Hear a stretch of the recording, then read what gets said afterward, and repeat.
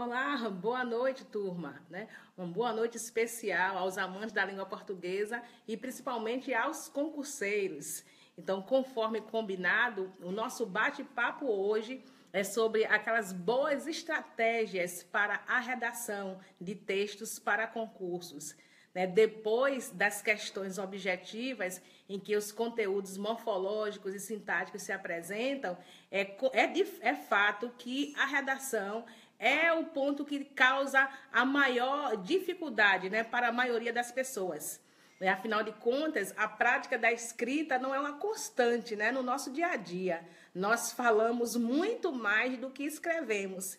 Então, eu pensei aqui em reunir as principais dicas, né, que podem fazer com que você tenha uma facilidade maior em termos de organização, de atenção ao enunciado, no momento em que você for solicitado a fazer uma redação numa prova para concursos. Tá? Então, de antemão, eu vou responder aquela clássica pergunta que todos sempre costumam me fazer, né? O que é melhor numa prova para concursos? Eu começar pela prova de língua portuguesa ou começar fazendo a redação? Tá? Então, eu te respondo o seguinte: a melhor forma é você fazer aquilo que você se propôs durante o seu treinamento. Se todo esse, num período em que você treinou e se preparou para fazer o concurso, você se submeteu a situações em que fazer a redação primeiro foi a sua escolha, não mude esta estratégia exatamente no dia da prova. Continue fazendo esta ação, né, no dia em que você for solicitado. Mas um conselho eu dou para vocês, é importante que sigam. Independente de fazer a redação antes ou depois da prova de língua portuguesa, não deixe de antes ler os textos que estão presentes na prova de português. Por um motivo bem simples, turma. Uma prova de língua portuguesa, ela é completamente contextualizada. Então, quando o elaborador se encarrega de organizar, selecionar os textos para uma prova assim, eles costumam utilizar diferentes gêneros textuais. Eu quero dizer, costumam colocar textos dissertativos, textos narrativos, mas independente do gênero do texto, eles vão discutindo uma temática, né, semelhante em todos os textos. Eles promovem uma discussão de um assunto em todos os textos que são apresentados na prova. Então, imaginem só, você tendo posse desse conhecimento, né, o que deverá fazer? Ao ler esses textos, primeiramente, da prova de língua portuguesa, vocês já terão antecipadamente uma discussão travada sobre a temática da redação, o que será de grande ajuda, principalmente naquele momento em que a gente toma aqueles sustos, né, ao passar, né, folhear o caderno de questões e, em primeiro lugar, olhar o tema da redação, porque essa é a nossa primeira curiosidade. E, ao ler, tomar um susto pensando, puxa, eu sei pouca coisa sobre essa temática, sobre o que eu irei escrever. Então, o que eu digo, tranquilizem-se, porque a discussão desse texto, ela já vem sendo iniciada nos textos que estão expostos ali na prova de português. A partir dali, você pode coletar algumas ideias, vocês podem utilizar alguns exemplos, né? É claro que nas instruções para a construção do texto, vocês são alertados do seguinte, que será anulada a redação que copiar total ou parcialmente alguma passagem de texto que esteja ali em prova. E não é o que eu estou sugerindo a vocês, fazer uma cópia dos textos que estão ali, de forma alguma. O que eu estou dizendo é que vocês podem se apropriar das ideias que estão ali expostas, né? Aquilo pode lhes dar inspiração para que vocês possam escrever o texto dentro da temática que lhe foi exigida. Então, se vocês estão aí anotando essas dicas, esta é a primeira e a mais importante de todas. Apropriem-se dos textos que já estão na prova de língua portuguesa para que você tenha uma fundamentação para escrever seu texto.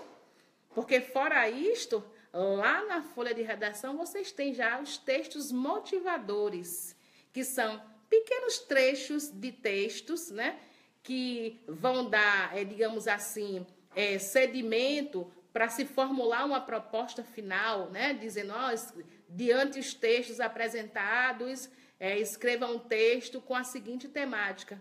Então, a partir daí, você já pode sim se inspirar naqueles textos motivadores. Tá? Então, além de todos os que estarão expostos na prova de língua portuguesa, você também pode se apropriar dos textos motivadores. Tá?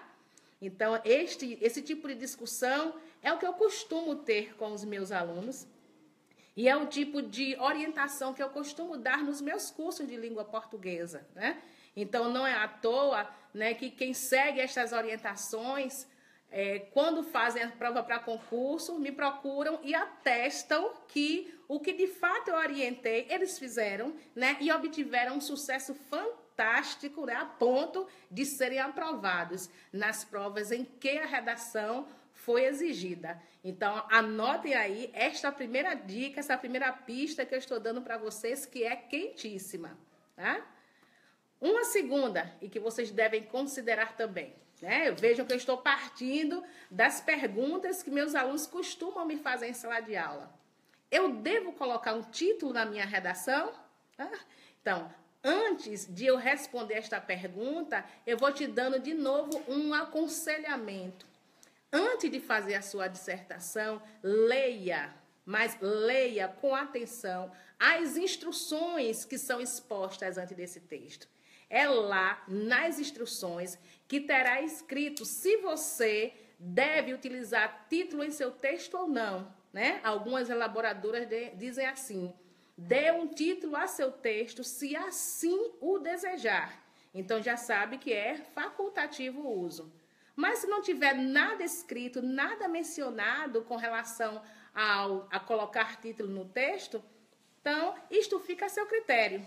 Agora, cá entre nós, segredinho nosso, né? Mesmo que a instrução não peça a título, coloque lá na sua folha de rascunho um título provisório, porque assim você terá uma delimitação daquilo que você vai escrever. Você não vai se espalhar muito, né, na temática a ponto de dar umas escapadas, né, parciais ao tema. Então, ali em off, você coloca o seu título na sua folha de rascunho. Só para que a gente possa, que vocês possam, né, nortear a temática, a condução da temática, tá? Então, isso aí é importante e eu já respondo a essa segunda pergunta clássica, né? Uma terceira, sempre perguntada também. Lá nas propostas de textos, a elaboradora sempre me diz, né, redija um texto dissertativo, ou redija um texto dissertativo argumentativo. Pronto. Será que tem diferença nesse tipo de texto? Né? Tem sim. E já vou dizendo que é bom que vocês saibam exatamente a diferença, porque uma das instruções que são apresentadas, né, lá na folha de redação é o seguinte: será anulada a redação que fugir ao tema e à proposta. Então, de nada adiantará você escrever dentro do tema, mas você não escreveu dentro do tipo de texto que lhe foi exigido. Então, guarda esta. Se te pedirem um texto dissertativo, por favor, escreva o texto todo em terceira pessoa, tá? Do singular ou do plural, mas escreva todo em terceira pessoa. Mas, se o pedido for para que você escreva um texto dissertativo, argumentativo, então saibam que este é um texto um pouco mais intimista, que você pode se atrever até a escrever um verbo na primeira pessoa, mas lembre-se, primeira pessoa do plural, em 2 momentos estratégicos do texto, ou na introdução ou na conclusão. Exemplo, quando dizemos assim: diante do exposto, podemos concluir que, né? Olha o verbo como eu utilizei, podemos concluir que.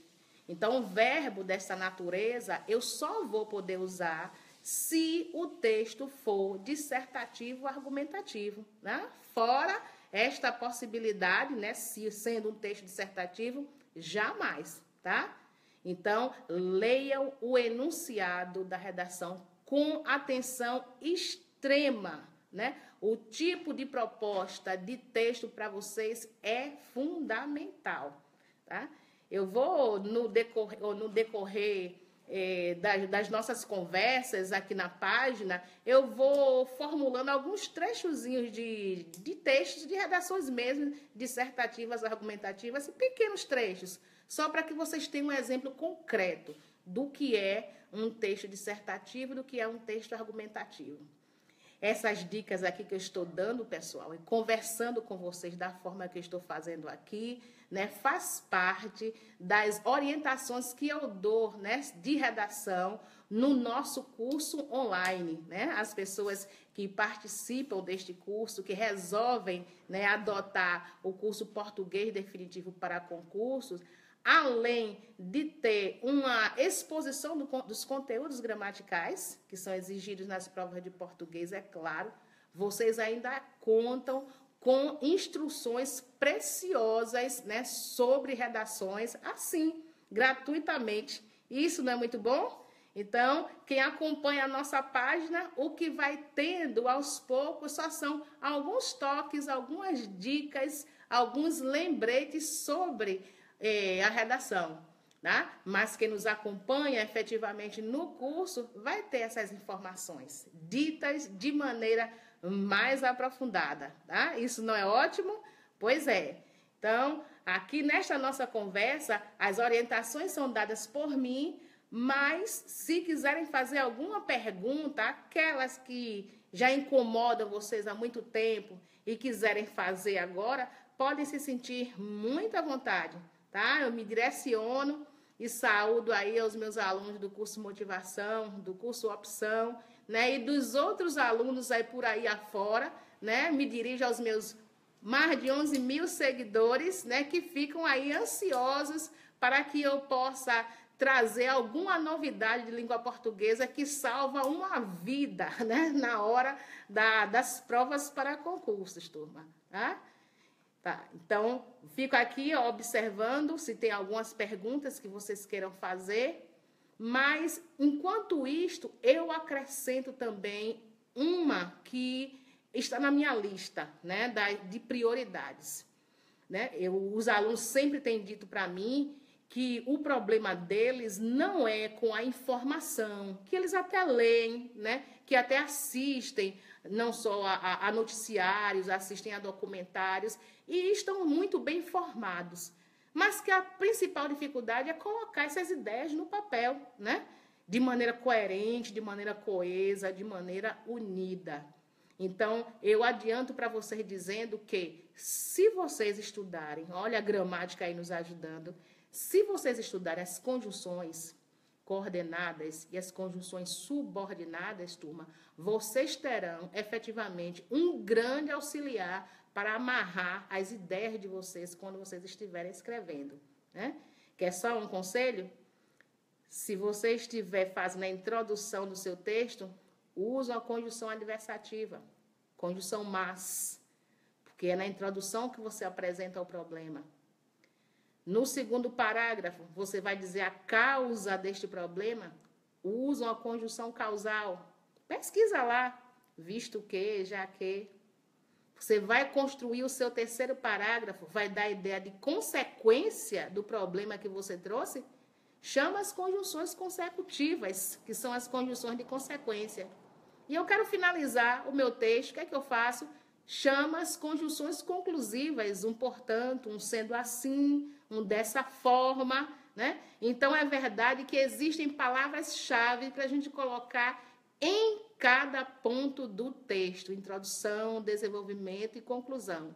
Então, a gramática, ela chega correndo ao nosso auxílio, né? As conjunções coordenadas e as conjunções subordinadas, que são, assim, fundamentais, né? Para que, dentro de um critério de redação, né, em que as bancas se utilizam, que é, no caso, a coerência, a coesão, a estrutura do texto, os aspectos gramaticais, né, que são esses os pontos mais relevantes, viu, turma, no texto. Coerência, coesão, a estrutura do texto e os aspectos gramaticais. Então, dentro deste conjunto, você pode sim se organizar e as conjunções elas serão assim suportes fantásticos para que vocês possam redigir um bom texto, tá? Então, eu acredito que essas dicas elas possam ajudar vocês em vários momentos. Mas tem uma que eu quero deixar como a mais importante, né? A mais importante para que vocês tenham um desempenho maior na escrita, que é uma das perguntas que vocês me fazem, como se eu pudesse adivinhar, né? Os alunos sempre me perguntam, Alda, aposta aí, arrisca aí um tema para esse próximo concurso. Uns dizem, eu vou fazer um concurso para a Polícia Militar, que tema você acha que vai cair? Outros vão fazer para a área industrial, né? E perguntam também qual é a temática. Bom, infelizmente, eu não posso adivinhar qual é o tema, mas eu posso dizer para vocês em quais são os eixos temáticos que as bancas elas se orientam, porque são obrigadas a se orientar, tá? As provas de língua portuguesa e das outras disciplinas, elas estão pautadas nos parâmetros curriculares nacionais. E estes parâmetros, no que diz respeito à língua portuguesa, se apoiam em 4 pontos. Um deles é ética, o segundo, pluralidade cultural, o terceiro, ciência e tecnologia, e o quarto são as questões de meio ambiente. Então, pode surgir quaisquer assuntos dentro destes 4 eixos. Então, se vão ler ou se vão assistir a algum programa, a algum noticiário, né, ler alguma revista, busque sempre temáticas atuais, é claro, que girarem em torno destes 4 eixos. Ética, pluralidade cultural, ciência e tecnologia e meio ambiente. Então, procurem se inteirar aí nestas linhas. Então, que eu acredito que não há tema de redação que apareça e que surpreenda vocês no dia desta prova. Tá certo, gente? Então, eu acredito que com estas orientações e estes aconselhamentos, eu cumpro com vocês, né, o recadinho básico, as estratégias que eu estava falando já há um tempo, as estratégias funcionais para o nosso trabalho de redação, tá? Então, eu fico aqui sempre no aguardo de que vocês façam algumas perguntas, fiquem muito à vontade, né? Hoje, por exemplo, alguns alunos ou alguns seguidores mandaram mensagens perguntando sobre como é que eles podem fazer para participar, para adquirirem, né, o curso online, né, ou que tipo de orientações eu vou continuar dando nessa página, tá? Então, eu vou já aconselhando que na nossa página mesmo, né, tem um link, né, onde vocês podem se direcionar e obterão todas as informações acerca deste curso e o que é mais importante, vocês vão ali conhecer a história, né? A história deste curso que se apresentou para vocês como uma promessa de ser um grande auxiliar nessa empreitada que não é pequena, né? De estudar português para concursos, certo, turma? Então, aqui nesta página, estou sempre aqui à disposição de vocês para qualquer questionamento. Deixe-me ver se eu tenho mais algum ponto, né, para comentar com vocês, né, porque eu fui fazendo uma lista, fazendo uma pesquisa, inclusive até conversei com meus alunos, olha só, vou fazer vocês de cobaia. Digam para mim aí quais são as principais dúvidas que vocês têm em redação, para que na nossa primeira oportunidade, né, numa próxima live, eu já vá tratando disto, né? Eu já vá,